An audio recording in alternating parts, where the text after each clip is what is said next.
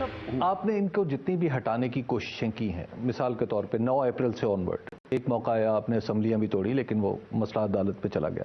آپ نئے الیکشن کا آپ کی ڈیمانڈ ہے اور بہت سارے لوگوں کے نزدیک بڑی لاجیکل ہے، لیکن آپ کی اسٹریٹجی کام کرتی ہوئی نظر نہیں آ رہی. دیکھیے حبیب، 2 اسٹریٹجیز ہیں نا. ایک ہے کہ آئین سے باہر نکلاؤ، ایک ہے آئین اور قانون کے بیچ میں رہو.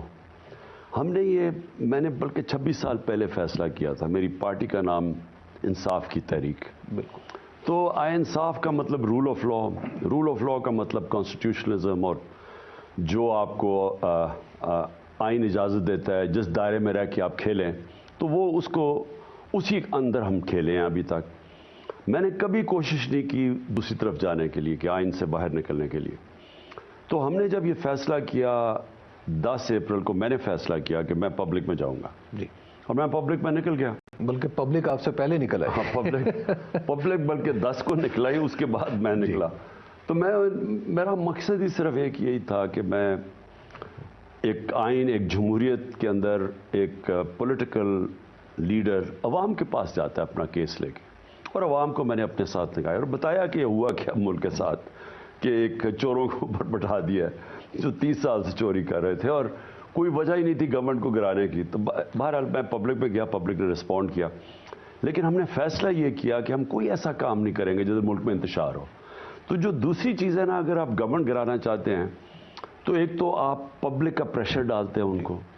آج 70% پاکستانی کہہ رہے ہیں کہ الیکشن کرواؤ، گیلپ کی سروے ہے.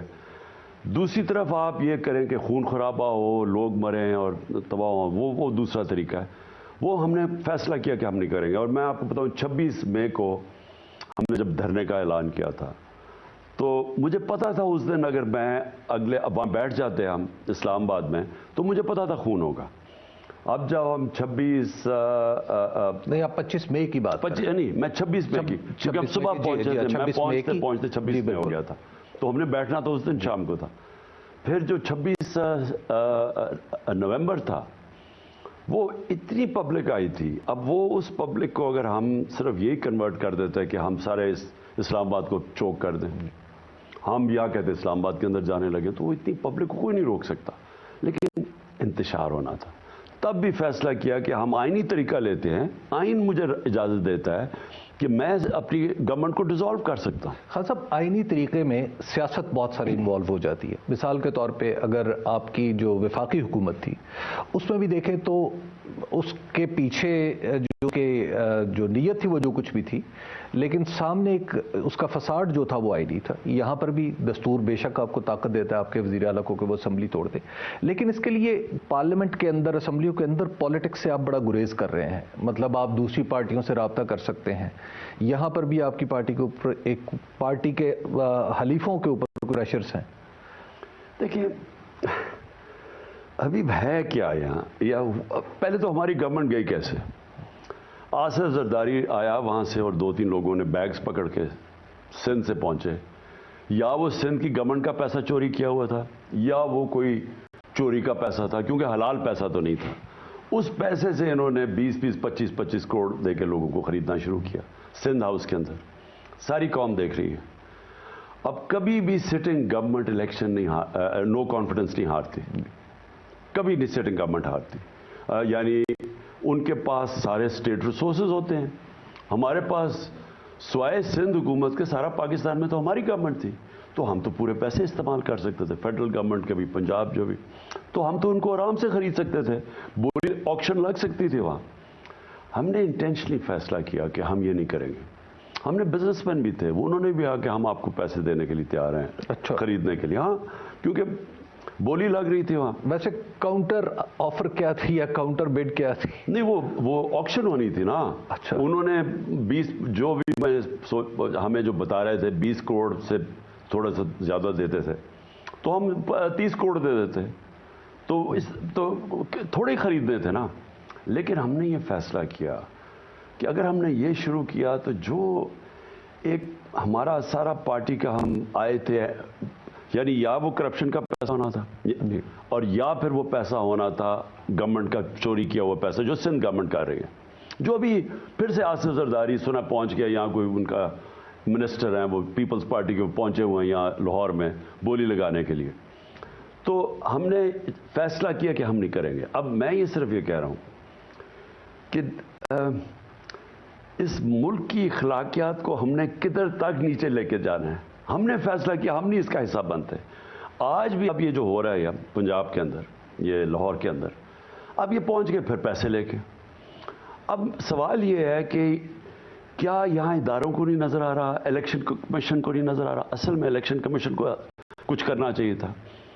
रेड हैंडेड पकड़ा गया यूसुफ रजा गिलानी का लड़का पैसा देते हुए सेनेट इलेक्शन में यूसुफ के। इलेक्शन कमीशन के पास केस किया, कुछ भी नहीं हुआ, जबकि सुप्रीम कोर्ट ने कहा हुआ था कि सेनेट के इलेक्शन में वेरीफाइबल वोट हो एमपीज की, ताकि पता चले। इलेक्शन कमीशन ने नहीं करने दिया। अब फिर जब सारा सिंध हाउस में मंडी लगी हुई थी, कोई इलेक्शन कमीशन ने कुछ नहीं किया। तो पॉइंट ये है कि हम अपनी खुद ही मुल्क की जमहूरियत भी तबाह कर रहे हैं, अखलाकियात भी तबाह कर रहे हैं, सिर्फ इन चोरों को ऊपर मुसल्लत करने के लिए। खान साहब, जितना भी सिस्टम है, ज़ाहिर है रियासत के इदारे हैं, इलेक्शन कमीशन है, अदलिया है और इस्टेब्लिशमेंट है जिसका भी आपने खुद भी जिक्र किया। आप इन सब इदारों के अगेंस्ट समहाउ आपकी राय जो है वो एक तासुर ये है कि इनके अगेंस्ट है। आपने कल को हुकूमत में भी आना, आप एक गवर्नमेंट इन वेटिंग है, ज़ाहिर है सबसे बड़ी पार्टी है आपकी। तो आप नहीं समझते कि जब आप हुकूमत में आएंगे तो इन इदारों से ही आपने काम लेना है, तो आप इख्तलाफात को नफरत की हद तक ना पहुंचने दें? देखिए हबीब, अब एक पाकिस्तानी होते हुए हम सबको, मुझे छोड़े, हम सबको फैसला करना पड़ेगा कि हम ये किस तरह का मुल्क चाहते हैं। क्या हम ये मुल्क ये चाहते हैं कि इस मुल्क में एक आदमी, मैं एस्टेब्लिशमेंट की नहीं बात कर रहा, इतनी ताकत है एक आदमी में कि एक आदमी फैसला करता है गवर्नमेंट गिराने का और चोरों को ऊपर लाने का और उनको एनआरओ दिलवाने का। अब क्या हम भेड़ बकरियों की तरह इसको कबूल कर लें? अब सवाल यह है कि अगर वो फैसला कर गया है और वो नुकसान वाज़ेह है अब सामने, मुल्क कोलैप्स करने पे है, इकॉनमी बैठ गई है। जरा हिंदुस्तान के टीवी पे प्रोग्राम से देखें पाकिस्तान के ऊपर क्या कर रहे हैं कि जी वहाँ भीख मांगने के लिए निकले हुए हैं, मुल्क में पैसा नहीं है, डॉलर सब दुनिया के सामने है। अब तो कोई चीज़ छुपती नहीं है ना, आप गूगल करें तो पता चल जाएगा पाकिस्तान के हालात क्या हैं। तो इन हालात को जो आदमी, जिसने, जो जिम्मेदार है इसका, अब मुझे बताएं कि क्या मैं चुप करके कि वो नाराज़ ना हो जाए क्योंकि वो एस्टैब्लिशमेंट है तो वो नाराज़ हो जाएगी, तो मैं चुप करके कबूल कर लूँ या इस नाइंसाफ़ी को कबूल कर लूँ? और मुल्क के ऊपर, अच्छा मैं ये भी मान लेता, ठीक है जी इमरान खान की हुकूमत अच्छी नहीं कर रही थी, 6% ग्रोथ रेट था, चलें आप कोई ऐसे टेक्नोक्रेट्स लें, जीनियसेस, वो मुल्क को उठा दें, बिस्मिल्लाह।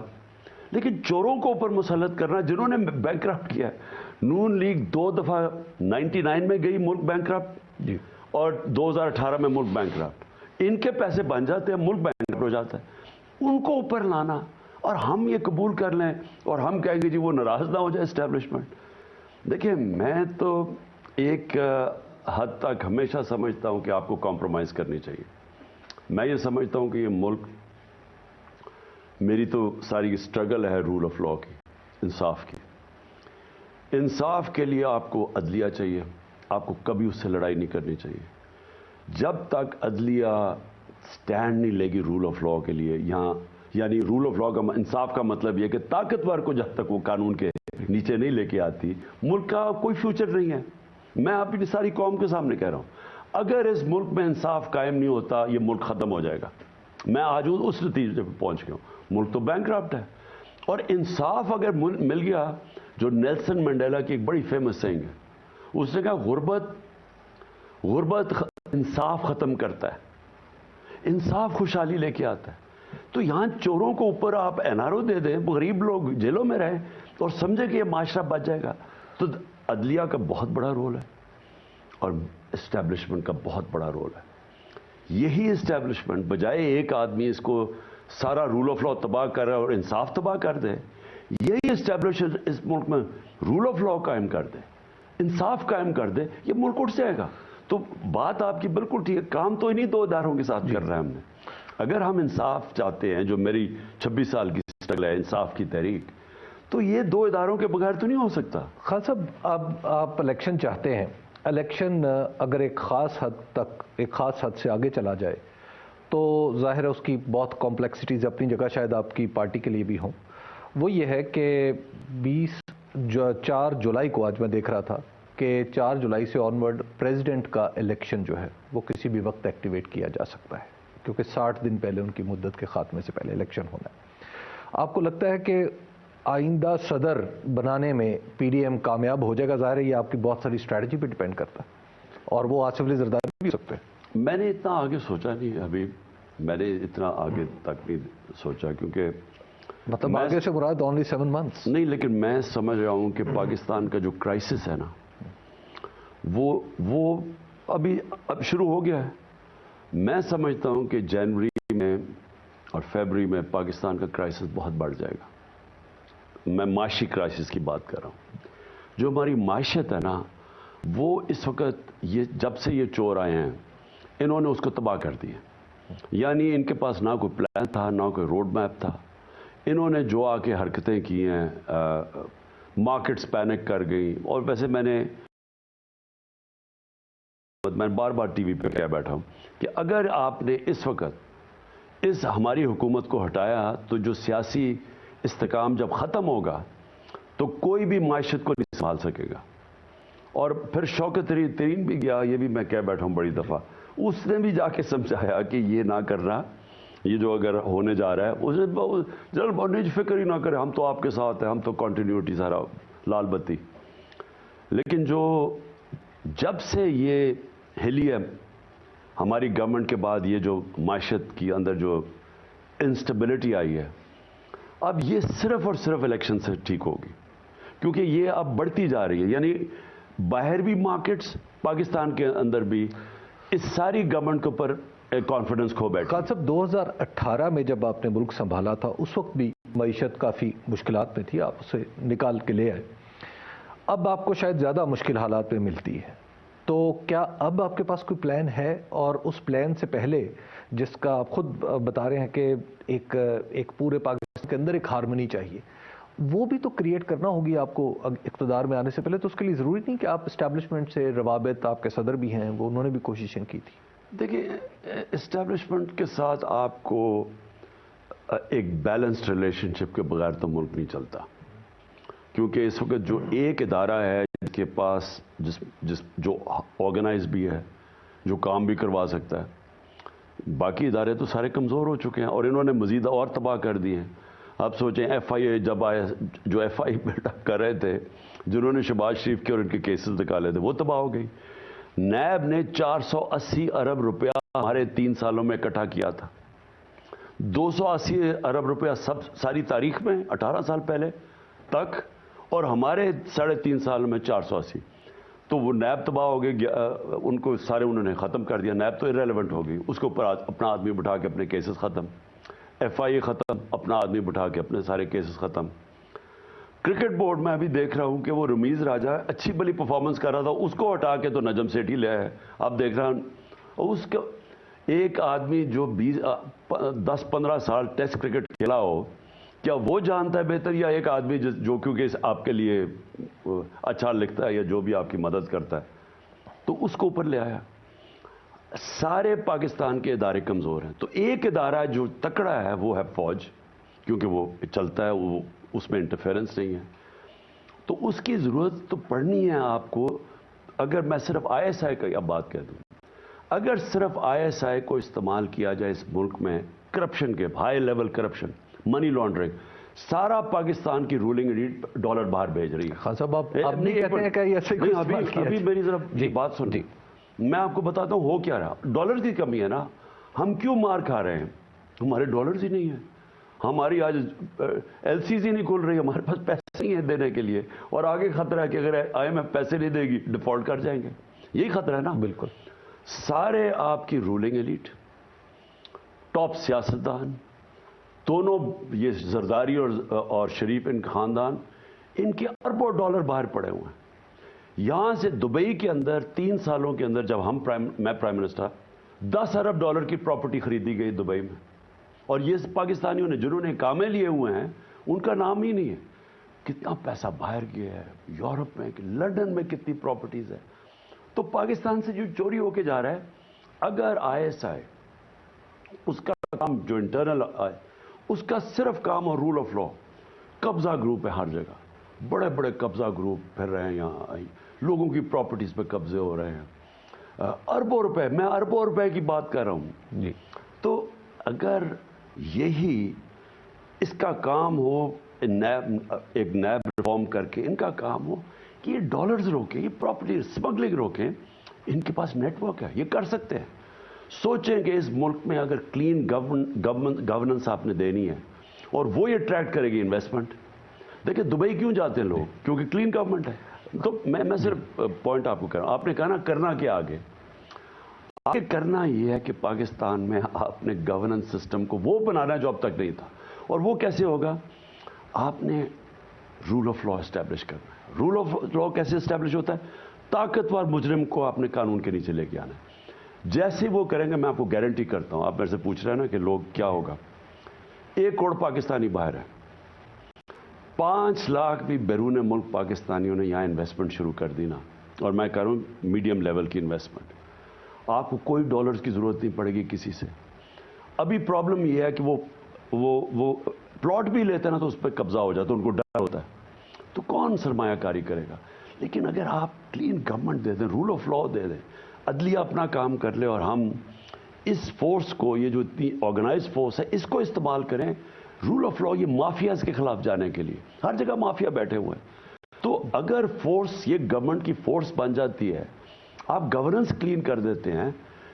और मैं आपको अभी एक चीज वाज़ेह, इसके अलावा कोई और तरीका नहीं है पाकिस्तान को इस दलदल से निकालने। यानी आप कह रहे गवर्नेंस में फौज को इन्वॉल्व किए बगैर कोई चारा नहीं? मैं बात कर रहा हूं अकाउंटेबिलिटी और रूल ऑफ लॉ के अंदर। देखिए इस वक्त हमारी प्रॉब्लम क्या है, हर जगह आपकी चीजें इंप्लीमेंट नहीं होती क्योंकि इदारे कमजोर हो गए हैं सारे। खान साहब, अब आप एक दफ़ा फिर चौधरी परवेज़ इलाही साहब आपके वज़ीर आला, आपके इत्तेहादी हैं, अब इस वक्त भी आप सीट एडजस्टमेंट की बात कर रहे हैं, क्या आप फिर आइंदा एक इत्तेहादी हुकूमत बनाएंगे? देखिए इनके साथ तो हमारा इत्तेहाद है और हम अब नेगोशिएट कर रहे हैं, बातचीत कर रहे हैं कि हम अगला सेटअप के अंदर सीट एडजस्टमेंट की हम आपस में बातचीत कर रहे हैं। लेकिन क्या वो अपने निशान पे इलेक्शन लड़ेंगे या आपके निशान पे? इस पे भी बातचीत हो रही है कि हम समझते हैं कि उनको एक ही निशान पे आना चाहिए, और वो समझते हैं कि मुस्लिम लीग का कोई एक वोट बैंक है तो उसको वो कैश करना चाहते हैं। बहरहाल तो अभी नेगोशिएट हो रहा है। खान साहब, पंजाब असम्बली में आप क्या समझते हैं चौधरी परवेज़ इलाही साहब और PMLQ का जो तर्ज अमल है, वो पंजाब असम्बली की हिफाजत के लिए बरसरे पैकार हैं या आपके कहने पे तोड़ने की कोशिश कर रहे हैं? देखिए अभी तक तो उन्होंने मुझे रिटर्न दे दिया है कि जब भी असम्बली की डिसोल्यूशन पे, तो मेरे पास है। लेकिन वो अब ऑब्वियसली ये गवर्नमेंट ने उसको, ये इतने डरे हुए इलेक्शन से, इतने भागे हुए हैं।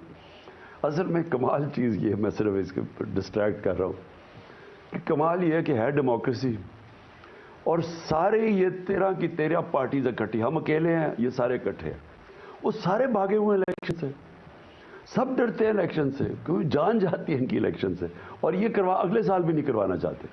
ये इलेक्शन क्या करवाना चाहते हैं कि इमरान खान को डिस्क्वालीफाई करो, नवाज शरीफ चाहता है उसको जेल में डालो,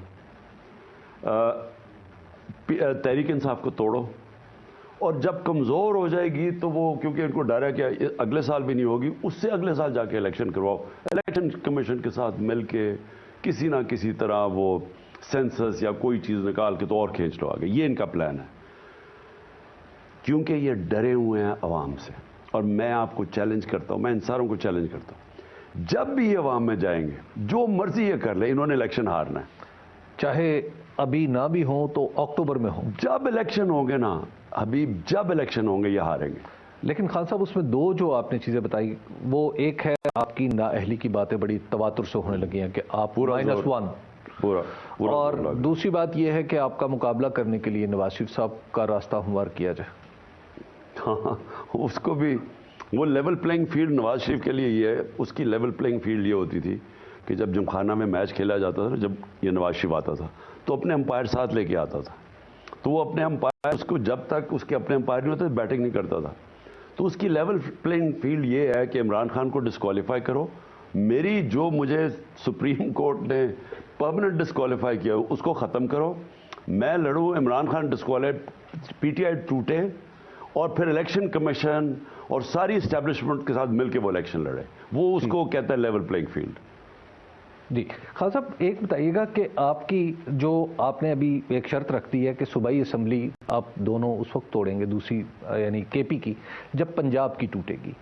کیا ایسا نہیں ہو سکتا کہ معاملہ ادھر سے شروع ہو تو آپ نہیں سمجھتے کتنا دباؤ پڑے گا؟ دیکھیں نا، وہ تو چھوٹی اسمبلی ہے. اچھا. اور اس کا اتنا فرق اس لیے کیونکہ ان کو افیکٹ کرتا ہے شریفوں کو، تو وہاں تو کے پی میں تو یہ ہے ہی نہیں نا. ان کو تو صرف پنجاب ہی افیکٹ کرتا ہے، تو یہ پنجاب کے اوپر ہی حکومت کرتے ہیں. تو اصل میں تو پریشر ڈالنے کا مقصد یہ ایک ہے جنرل الیکشن کروائے جائیں. اور جنرل الیکشن کیوں کروائے جائیں؟ اس لیے نہیں کہ ہمیں ٹائم میں ہماری پارٹی کمزور ہوگی، اس لیے جنرل الیکشن کروائے جائیں کہ پاکستان کی معیشت بیٹھتی جا رہی ہے. میرے خیال میں حالات بگڑتے جائیں گے. صرف الیکشنز یہ ایک چیز ہے جس سے اکنامک سٹیبلٹی آئے گی، پولیٹیکل سٹیبلٹی سے اکنامک سٹیبلٹی. اس لیے ہم سمجھتے ہیں کہ جتنا دیر جا رہے ہیں پاکستان دلدل میں پھنستا جا رہا ہے. ہمارے پاس اتنے زیادہ مسئلے آ جانے ہیں. مجھے جو خوف ہے ہائپر انفلیشن آ جائے گی. ہائپر انفلیشن کا مطلب کہ وہ انفلیشن جو عام آدمی نے تنخواہ در سب نے پس جانا ہے. کیونکہ اگر ڈالر گرتا گیا، آئی ایم ایف اب چاہ رہی ہے کہ روپیہ گرے گا، کیونکہ وہ کہہ رہے ہیں کہ ڈالر کو، روپے کو جو پیک کیا ہوا وہ چھوڑیں، تو وہ روپیہ اور گرے گا. اس سے ساری امپورٹس مہنگی، اس سے تیل مہنگا، اس سے بجلی مہنگی، اس سے گیس، سب کچھ مہنگا. وہ ساری چیزوں پہ ریفلیکٹ کرے گا. اور پھر اگر اس کے بعد بھی نہیں کنٹرول ہوتی اکانومی تو وہ مزید اور گرتا جائے گا. اور پھر وہ چاہتے ہیں کہ بجلی قیمت بڑھاؤ اور گیس کی قیمت بڑھاؤ. تو لوگ تو آگے ہی پس گئے ہیں. تو یہ مجھے آگے خطرناک صورتحال سری لنکا ٹائپ نظر آ رہی ہے. خان صاحب، اگر آپ خود بھی حکومت میں ہوتے تو شاید آپ کو یہ سب کچھ نہ کرنا پڑتا. نہیں، میں یہی آپ کو کہنا چاہتا ہوں کہ دیکھیں، ہم تو آئی ایم ایف کے ساتھ، ہم بھی ان کے پروگرام میں تھے. ہم کیوں سنبھال رہے تھے؟ ہم نے کیوں پٹرول لیجیے؟ جبکہ ان کے بعد جو آئل تیل ہے وہ تو اب $70 اور $80 کے بیچ میں آ گیا ہے. ہمارا گیا ہمارا 103 پہ تھا جب چھوڑا ہے، ہمارا تو $115 پہ گیا ہے. تو ہم نے اس کے باوجود آئی ایم ایف پروگرام میں ہم نے تو سنبھالا ہوا تھا. خان صاحب، میں آپ کا رابطہ سسٹم کے اندر کیا دوبارہ اسٹیبلش ہو رہے ہیں رابط؟ نہیں، میرا ابھی کوئی رابطہ کسی سے نہیں ہے. صدر صاحب ہمارا صرف ڈاکٹر الوی کے ساتھ ہے. وہ ڈاکٹر الوی بھی بات کرتے ہیں، جو بھی ان سے پی ڈی ایم سے بھی، اور اگر اسٹیبلشمنٹ سے بات کرنی ہو تو ڈاکٹر الوی کرتے ہیں. تو کیا مذاکرات کا کوئی راستہ نکل سکتا ہے؟ دیکھیں، ایک پولیٹیکل پارٹی تو ہمیشہ تیار ہوتی ہے مذاکرات کے لیے، لیکن پی ڈی ایم سے تو فائدہ کوئی نہیں، کیونکہ ہمیں پتہ ہے ہم چاہتے ہیں الیکشن، یہ نہیں چاہتے، تو ان سے تو کوئی فائدہ ہی نہیں ہے. خان صاحب، سیاستدانوں پہ ایک پریشر آ رہا ہے کہ پولیٹیشنز مل کے کوئی فیصلہ کر لے، کیونکہ اگر کوئی ادارہ یہ پولیٹیکل ہے تو سیاستدان بیٹھ کے بات کر لیں. بہت بڑا پرابلم ہے نا. ابھی پولیٹیشنز ہمیشہ بیٹھ کے فیصلے کر سکتے ہیں، لیکن یہ جو ڈاکو ہیں ان کے ساتھ کیسے بیٹھے؟ جو دیکھیں نا، انہوں نے جو کیا ہے، انہوں نے کیا یہ ہے کہ انہوں نے پہلے پیسہ چوری کیا، وہ باہر لے گئے. ان کے اوپر مشرف نے جب کیسز بنائے یہ باہر بھاگ گئے، اور اس کے بعد اسے این آر او لے کے، یعنی کیسز یہاں کے معاف کروا لیے. کوئی پولیٹیشین دنیا کے اندر یہ نہیں کر سکتا. زرداری نے بھی معاف کروائے، نواز شریف نے بھی. یہ جو ہدایبہ پیپر مل تھا وہ پیچھے ہٹ گیا مشرف، وہ اوپن اینڈ شٹ کیس تھا. اسحاق ڈار کی 164 والی ریٹن سٹیٹمنٹ ہے کہ کیسے ان کے لیے پیسے چوری کر کے باہر لے کے جاتا تھا. تو اس میں تو انہوں نے اڑ جانا تھا، تو وہاں بچ گئے. این آر او مل گیا، یہ زرداری بچ گیا. اس کے $60 ملین سوئٹزرلینڈ میں پڑے ہوئے تھے. سرے محل وہ بک گیا تھا، وہ پیسہ پاکستان آنا تھا، وہ بھی ہضم کر گیا. نہیں تو اس کے بعد پھر انہوں نے این آر او لے لیا، پھر آئے ہیں واپس. تو مجھے یہ سوال میں پوچھتا ہوں کہ اگر آپ ان کو پولیٹیشنز کہتے ہیں جو دوسری دفعہ این آر او لے رہے ہیں، تو پھر یہ جو جیل میں لوگ ہیں ان سب کو چھوڑ دیں. ان کا کیا قصور ہے؟ انہوں نے تھوڑے تھوڑے پیسے چوری کیے. اور ایک معاشرے کے اندر اگر آپ اچھے اور برے کی تمیز ہی ختم کر دیتے ہیں، اخلاقیاتی ملک ہی ختم کر دیتے ہیں، آپ معاشرے کو تو ختم کر دیتے ہیں. تو میں تو ان کو پولیٹیشین نہیں مانتا. خان صاحب لاسٹلی آپ کب تک الیکشن دیں؟ دیکھیں ابھی میرا اپنا خیال یہ الیکشن مارچ اپریل میں ہو جائیں گے. میں کیوں کہتا ہوں؟ میں سمجھتا ہوں کہ ملک کے جو معاشی حالات ہیں وہ ساروں کو بھی، اگر ابھی اسٹیبلشمنٹ کو نہیں سمجھ آئی تو ان کو سمجھ آ جائے گی. اگر باقیوں کو نہیں سمجھ آئی، اپنی ہمارے جو اور لوگ ہیں، جو ادارے ہیں، عدلیہ ہے، ان ساروں کو سمجھ آ جائے گی کہ ملک کی ضرورت الیکشنز ہے. اور اگر یہ اسی طرح سسٹم چلتا رہا، یہ ملک کولیپس کر جائے گا. دیکھیں یہ ملک ہر طرح نیچے جا رہا ہے. ایک تو فائنینشلی بینک کرپٹ ہو گیا، دوسری میں آپ کو بات بتا دوں کہ اخلاقی طور پہ یہ تباہ کر رہے ہیں ملک کو. اچھے برے کی چور سارے اوپر بیٹھ کے ہیں. اوپر سے ان چوروں کو ایکسیپٹ کروانے کے لیے جو حرکتیں ہو رہی ہیں، سارے ان کے ہیومن رائٹس کی وائلیشن. اعظم سواتی ہے، میں اپنا ایف آئی آر نہیں رجسٹر کروا سکتا. پھر یہ جو ٹیپس ہیں اور یہ جو ویڈیوز بنائی ہوئی ہیں، یعنی یہ 15 ہمارا 28 سال کی عمر سے کم 66% پاکستانی ہیں، بچے ہیں، نوجوان ہیں. ان کے لیے سوشل میڈیا پہ ایک گن چلانا، یعنی یہ اور تو چھوڑیں، یہ ہماری دین کے خلاف ہے. وہ ملک جو اسلام کے نام پہ بنا تھا، قرآن کی آیت ہے کہ اپنے دوسروں کے گناہوں پہ پردہ ڈالو تاکہ معاشرے میں گناہ نہ پھیلے. تو یہ تو وہ چیزیں کر رہے ہیں جو کہ ملک کو ہر طرح تباہ کر رہے ہیں. خان صاحب آپ نے دور اقتدار میں ان چیزوں کو روکنے کی کوشش کی، یہ جاسوسی کو، اس طرح کی پرسنل چیزوں کو؟ ہمارے دور میں کب اس طرح کی چیزیں آئی تھیں؟ ہم نے بڑی کوشش کی. اور ہم نے یہ بھی کہ سوشل میڈیا کے اوپر بھی ہم نے کہا کہ ان کے اوپر بھی کوئی نہیں چاہیے. وہ کوشش کی، لیکن وہ صحیح معنی میں وہ یعنی مشاورت نہیں ہوئی ہوگی. اس کے خلاف میڈیا کھڑا ہو گیا کہ جی آپ میڈیا کے اوپر کوئی تنگی کر رہے ہیں. لیکن دیکھیں ہر دنیا کے معاشرے میں لمٹس ہوتی ہیں. آپ اپنے لوگوں کو پروٹیکٹ کرتے ہیں، اپنی نوجوان اپنے یوتھ کو پروٹیکٹ کرتے ہیں. آج یہ ہے سوشل میڈیا کا زمانہ. آپ اگر یہ گن چلائیں گے، اور آج کل کیا مشکل ہے، آپ آرٹیفیشل انٹیلیجنس کے ذریعے سافٹ ویئر بنے ہوئے ہیں، آپ آدھے گھنٹے میں کسی کے اوپر گندی کوئی فلم آڈیو بنا دیں. اگر آپ یہ چلا رہے ہیں صرف اس لیے کہ ہم کسی طرح ہم قبول کر لیں ان چوروں کو، یہ تو نہیں ہونے لگا نا. لیکن ان چوروں کو کتنی بڑی قیمت ادا مسلط کیا. ہم سب کو ان کو ایکسیپٹ کروانے میں یہ معاشرہ کتنی بڑی قیمت ادا کر رہا ہے. لیکن خان صاحب یہ لوگ پارلیمنٹ میں بھی آئیں گے جب الیکشن ہوگا. ان میں سے کچھ چلیے کچھ تو پارلیمنٹ میں بھی آئیں گے، آپ کو تسلیم تو کرنا ہوگا. دیکھیے ان میں سے ہر کوئی تو نہیں ہے کو میں کہہ رہا جی. لیکن یہ نواز شریف اور زرداری کو تو میں 26 سال سے کہہ رہا ہوں یہ کرپٹ ہے. ساری دنیا جانتی ہے ان کے کرپشن کے افسانے لکھے ہوئے ہیں. باہر کے اخباروں پہ، میڈیا پہ، کتابوں کے ڈاکیومنٹریز پہ ان کی کرپشن کا ذکر ہے. تو ان کو مجھے ایکسیپٹ کروا رہے ہیں کہ جی ہم ان کو پولیٹیشین کر کے ایکسیپٹ کریں. ہم کبھی نہیں کریں گے ان کو. ابھی وقت ہوا ہے ایک بریک کا. بریک کے بعد دوبارہ آپ کی خدمت پہ حاضر ہوتے ہیں.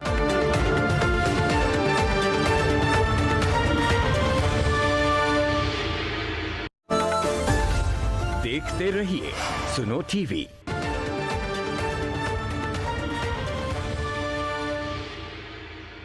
Welcome back.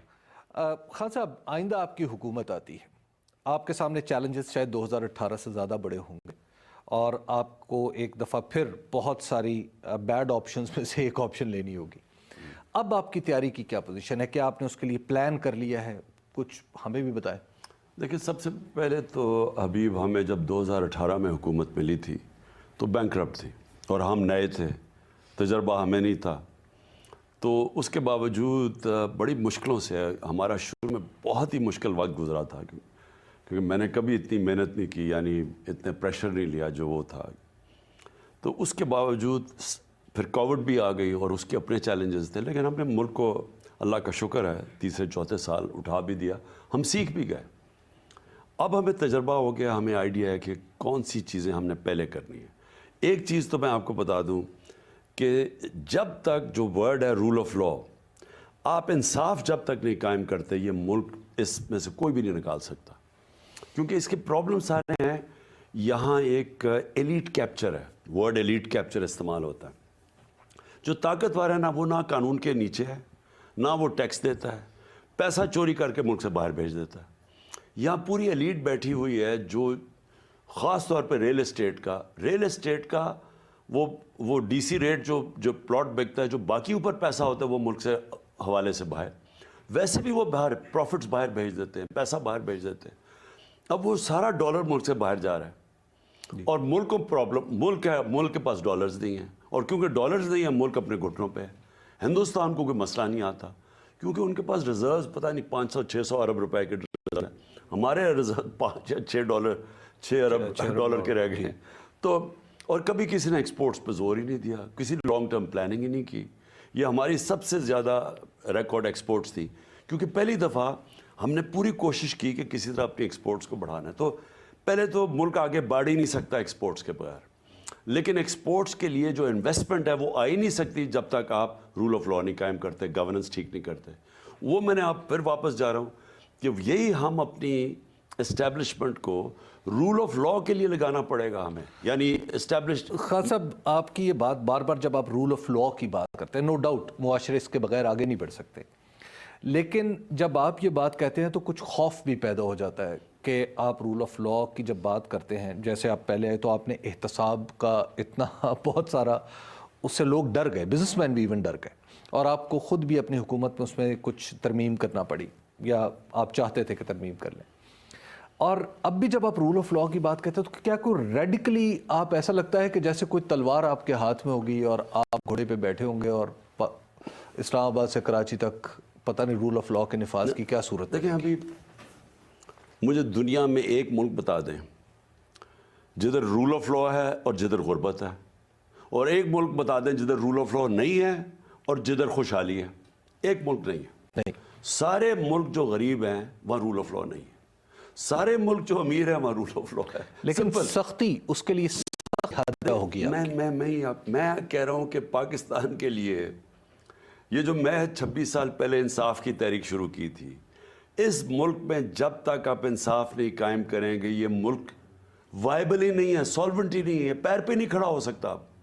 کیونکہ دیکھیں ہو کیا رہا ہے, ایک چھوٹا سا ایک طبقہ اوپر بیٹھ کے اس کا خون چوس رہا ہے. اس کو آپ بار بار این آر او دے دیتے ہیں, آپ ان کے لیے پریولیجز کر دیتے ہیں, قانون ان کے لیے بدل دیتے ہیں, ان کے پاس ٹیکس وہ نہیں دیتے ہیں. اب آپ اگر ہم سمجھتے ہیں کہ ہم ملک کو وائبل کریں گے تو کوئی مغربی ملک دیکھ لیں, کوئی سوئٹزرلینڈ دیکھ لیں, یورپ دیکھ لیں, انگلینڈ دیکھ لیں, امریکہ دیکھ لیں, اسکینڈینیویا دیکھ لیں, یہ کیوں کامیاب ہے؟ کیونکہ طاقتور قانون کے نیچے وہ ٹیکس دیتا ہے, وہ غلط کام نہیں کرتا. اچھا وہ لوگ آزاد ہو جاتے ہیں, آپ جب انصاف دیتے ہیں لوگوں کو آزاد کر دیتے ہیں. کیوں یہاں پاکستانی باہر لیکن آپ کے انصاف سے کچھ لوگ ڈرتے بھی نہیں, ابھی میں سمجھا دوں پہلے کیوں پاکستانی یہاں سے بلیک کا ویزا غلط اسمگلنگ کر کے باہر جاتے ہیں اور پیسے کھڑے ہو جاتے ہیں پیر پہ. کیوں ہوتے ہیں؟ کیوں پیسے تو نہیں کوئی بانٹ رہا, لیکن وہاں انصاف ہے, محنت کرتا ہے, اس کو وہاں کوئی قبضہ گروپ نہیں ہے. مجھے بتائیں قبضہ گروپ کیوں یورپ میں نہیں ہے, کیوں امریکہ میں نہیں ہے؟ قبضہ گروپ اس ملک میں جدھر انصاف نہیں ہے, جدھر رول آف لا نہیں ہے. قبضہ گروپ کیسے کدھر آپریٹ کرتا ہے؟ کمزور کے اوپر. میں کمزور کی زمین, طاقتور کی تو میں زمین نہیں قبضہ کرتا, میں کمزور کی کر لیتا ہوں. ساری جگہ طاقتور کمزور کے اوپر قبضے کر رہا ہے اور وہ ملک آگے نہیں بڑھ سکتا. اور پھر سے میں کہتا ہوں اوورسیز پاکستانی کبھی یہاں انویسٹ نہیں کرے گا, سرمایہ کاری آئے گی نہیں. اتنا بڑا ہمارا 1 کروڑ اوورسیز پاکستانی, وہ کیوں نہیں آتا؟ کیونکہ رول آف لا نہیں. آپ کتنے عرصے میں یہ تاثر بنا دیں گے, جیسے آپ کہہ رہے ہیں کہ 5 لاکھ لوگ بھی یہاں پہ انویسٹ کر دیں, کتنا عرصہ لگے گا آپ کو رول آف لا کا تاثر قائم کرنے میں کہ دنیا سمجھے کہ ہاں؟ دیکھیں اس میں سارے, میں اکیلا نہیں ہوں گا, یہاں داروں کو سب کو پہلے تو قوم کو فیصلہ کرنا پڑے گا کہ کیا ہم نے بیکاریوں کی طرح کہ میں مانگنے نہیں آیا لیکن مجبور ہوں, کیا ہم نے ایسے گزارا کرنا ہے؟ کیا ہم نے ہاتھ پھیلا کے یا ذلیل ہوتے رہنا ہے کہ اس لیے تو پاکستان ہی بنا تھا؟ یا کیا خوددار ایک لا الہ الا اللہ کا مطلب کیا, پاکستان کا نعرہ کیا, جو کہ خودداری کے اوپر, غیرت کے اوپر ایک عظیم قوم بنا تھا ہم نے. تو اگر ہم نے وہ بننا ہے تو یہ غلط فہمی میں سارے ادارے دیکھ لیں جو بھی ہیں, اگر یہ ملک اکٹھا ہو کے اب اس طرف نہیں جائے گا لا الہ الا اللہ پہ, جس کے لیے ایک عظیم خواب کہ ہم نے عدل اور انصاف, جو مدینہ کی ریاست میں سب سے پہلے تو عدل اور انصاف قائم ہوا تھا, پھر خوشحالی آئی تھی. تو اگر یہ قوم ادھر نہیں جائے گی, مجھے افسوس سے کہنا پڑتا ہے یہ قوم وائبل ہی نہیں رہے گی. آپ کو پتہ ہے 7.5 لاکھ پاکستانی, جس میں ٹاپ پروفیشنلز, ڈاکٹرز, انجینئرز صرف 7 مہینے میں ملک چھوڑ کے باہر چلے گئے. تو پاکستان کے اوپر تو امید ہی ختم ہوتی جا رہی ہے لوگوں کو. خان صاحب دہشت گردی کی وارداتیں ایک دفعہ پھر بڑی، اسلام آباد میں بھی دھماکہ ہوا، بنوں میں بھی یہ صورتحال ہوئی. آپ بڑے اس بات کے سپورٹر رہے ہیں کہ ان کے ساتھ مذاکرات کیے جائیں. اب آپ کو کیا لگتا ہے؟ آپ حکومت میں بھی رہے، آپ نے افغانستان کا چینج بھی دیکھا، پھر مذاکرات بھی ہوئے، اب آپ کو کیا لگتا ہے؟ دیکھیں حبیب، ہماری بڑی خوش قسمتی تھی کہ ایک گورنمنٹ افغانستان میں آ گئی جو پرو پاکستان تھی. یہ جو موجودہ حکومت ہے، جو پچھلی حکومت تھی، 3 ڈفرنٹ دہشت گرد کے گروپس آپریٹ کر رہے تھے پاکستان میں افغانستان سے. اب وہ اگست میں گری ان کی گورنمنٹ، ان کی گورنمنٹ آ گئی. یہ پرو پاکستان گورنمنٹ تھی. پاکستان نے پتہ نہیں لاکھوں لوگوں کو ایویکویٹ کروایا افغانستان سے، کیونکہ یہ گورنمنٹ ہمارے سے فرینڈلی تھی. تو ہمیں سفارشیں، مجھے آتی تھی سفارشیں پرائم منسٹرز کی، یورپین، کینیڈین، وہ مجھے کر رہے ہیں، مجھے شکریہ ادا کر رہے ہیں کہ پاکستان نے ان کی مدد کی ایویکویشن میں. ساری دنیا ہمارے سے خوش تھی کیونکہ ہمارے ان سے تعلقات اچھے تھے. تو اس کے بعد کیا ہوا؟ اصولاً تو ہونا چاہیے تھا کہ ٹی ٹی پی جب اس نے پاکستان واپس آنا تھا، ایک فرینڈلی ہماری گورنمنٹ تھی وہاں، تو ہمارے لیے تو بڑا آسان ہونا تھا ان سے نیگوشیٹ کر کے، اور ایسی سیٹلمنٹ ان سے ہوتی، اور اس میں پیسے چاہیے تھے. ہم نے ایکسٹرا پیسے بھی ان کے لیے ریلیز کیے تھے. فاٹا کے لیے ایکسٹرا پیسے ریلیز کیے تھے جو فیڈرل گورنمنٹ نے آ کے بند کر دیے. یہ جو چوروں کی حکومت آئی انہوں نے بند کر دی. اگر ہم وہاں اس وقت ان کی سیٹلمنٹ کے لیے جو پیسے تھے اور مرجر کے لیے جو ان کے پیسے خرچ کرنے تھے، کیونکہ یہ بڑا خطرناک ہے، میں آج آپ کو کہہ رہا ہوں، اگر وہاں پھر سے وائلنس شروع ہو گیا، جو مجھے خدشہ ہے، کیونکہ اب افغانستان کی حکومت بھی ہماری اتنی پرو نہیں ہے. وہ بلاول بھٹو ساری دنیا میں بھاگا پھر رہا ہے، سنا 2.25 ارب روپے آپ نے ٹورز پہ خرچ کر. میں نے اپنے خود پیسے خرچ کیے. اب تو وہ یہ بھی کہتے ہیں، میں یہ انتظار کر رہا ہوں کہ مجھے ذرا کوئی پتہ چلے پیسے خرچ کیے ہیں اس نے، کیونکہ چھٹیاں ہو رہی نا. تو جدھر جانا چاہیے تھا افغانستان، ادھر تو گیا نہیں. جانا تو افغانستان میں چاہیے تھا جدھر ہمارے لیے 2500 کلومیٹر کا بارڈر ہے، اور یہ بڑا ڈیلیکیٹ سچویشن ہے. میں نے جب یہ افغانستان ہوا، ذرا مسئلہ تھا، دیکھیں ہمیں یہ بہت بڑی اپرچونٹی مل گئی تھی کہ مکمل طور پہ ہمارے اس بارڈر کے اوپر امن ہو جائے. لیکن اب مجھے خدشہ یہ ہے کہ اگر وہاں تعلقات مجھے اتنے اچھے نہیں لگ رہے ہیں. میں نے تو دیکھ رہا تھا ہرات میں پاکستان ایمبیسی کے باہر مظاہرے بھی ہوئے ہیں. تو مجھے خطرہ یہ ہے کہ اگر ہمارے ان کے تعلقات ٹھیک نہ رہے اور ان کی مدد نہ رہی ہمیں، تو یہ ہمارا بارڈر تو ایک پہلے ہی ملک کے معاشی حالات برے ہیں. تو اگر یہاں دہشت گردی شروع ہو گئی، جو پہلے 10 سال آپ سب جانتے ہیں کہ کیا ہوا، اور خاص طور پہ جب اسلام آباد کے اندر یہ جو ہوا ہے، تو یہ ہمارے لیے تو خطرے کی گھنٹی بج رہی ہے اس وقت. یہ سچویشن بڑا خطرناک ہے ہمارے لیے آگے. خان صاحب آپ کا بہت بہت شکریہ کہ آپ نے ان حالات پہ روشنی ڈالی اور ان کو ایکسپلین کیا. آپ کی طبیعت اب آئی ہوپ کہ انشاءاللہ الحمدللہ. تو کب تک ہم آپ کو دوبارہ دیکھ سکتے ہیں؟ کوئی مہینہ وہ کہتے ہیں کہ پوری ٹھیک ہوتے ہوئے لگے گا انشاءاللہ. ہمیں دیجیے اجازت.